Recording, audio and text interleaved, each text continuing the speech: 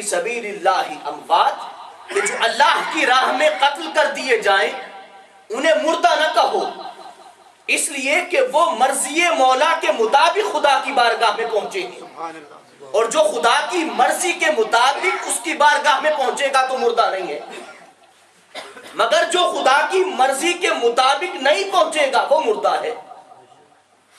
اب یہ ہے کہ چونکہ شہید جو ہوتا ہے وہ خدا کی مرضی کے مطابق اللہ کی بارگاہ میں جاتا ہے، سو قرآن کہتا ہے اسے مردہ نہ کہو۔ اس کا اختیار سلب نہیں ہوا بلکہ اس کا اختیار بڑھ رہا ہے۔ کس طرح؟ جب ماں اپنی اولاد کو سینے سے لگاتی ہے تو اولاد کی طاقت بڑھتی ہے یا ختم ہوتی ہے؟ بڑھتی ہے۔ اولاد کے اندر طاقت بڑھتی ہے۔ اگر بچہ پریشان ہے تو پرسکون ہو جاتا ہے، طاقت بڑھتی ہے، اس کے اندر قوت بڑھتی ہے۔ جب بچے والدین کے سینے سے لگتے ہیں اولاد کے اندر ایک طاقت بڑھتی ہے، صرف اولاد کے اندر نہیں والدین کے اندر بھی طاقت بڑھتی ہے، قوت بڑھتی ہے۔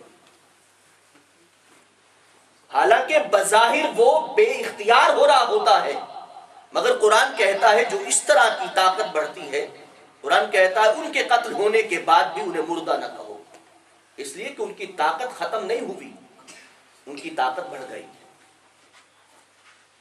رسول اللہ صلی اللہ علیہ وسلم کے فرامین کی روشنی میں مومن جب اس دنیا سے جاتا ہے تو اس کی طاقت بڑھتی ہے، اس کا علم بڑھتا ہے، اس کا نور بڑھتا ہے، اس کا ایمان بڑھتا ہے، اس کا یقین بڑھتا ہے، یہ ساری چیزیں اس کی بڑھتی ہیں۔ قرآن مجید جب یہ فرماتا ہے کہ اسے مردہ نہ کہو، مردہ کا مطلب کیا ہوتا ہے؟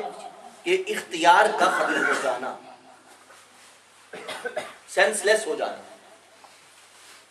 تو کافر سینس لیس ہوتا ہے تو دھیرے دھیرے اس کا اختیار ختم ہوتا ہے، مگر مومن کچھ دیر کے لیے بے اختیار ہوتا ہے مگر اس کا اختیار دھیرے دھیرے بڑھتا ہے۔ میں اس کی مثال آگے دیتا ہوں کہ پیغمبر کریم سرور عالم صلی اللہ علیہ وسلم نے فرمایا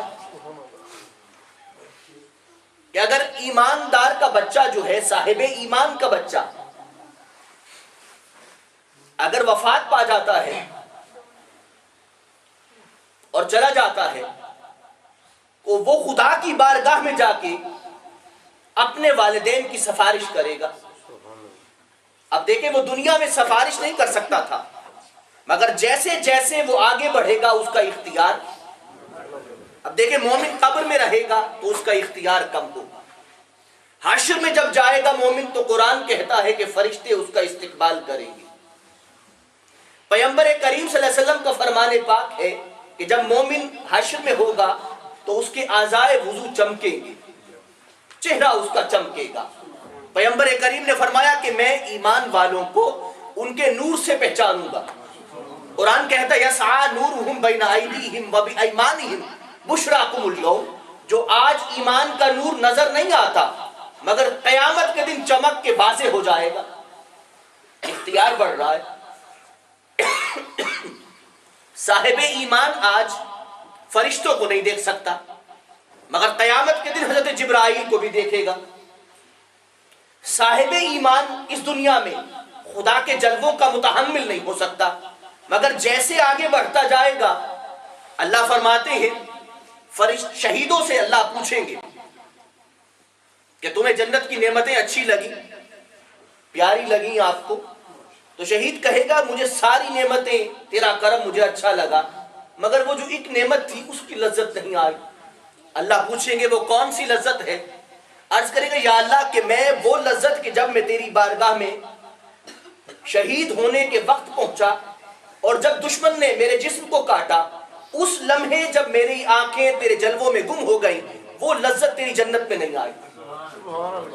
اب اس کا اختیار بڑھے گا، جہاں اللہ نے انہیں دنیا میں نوازا ہوگا جنت میں بھی نوازیں گے، تو مومن کا اختیار بڑھتا جائے گا۔ اب صاحب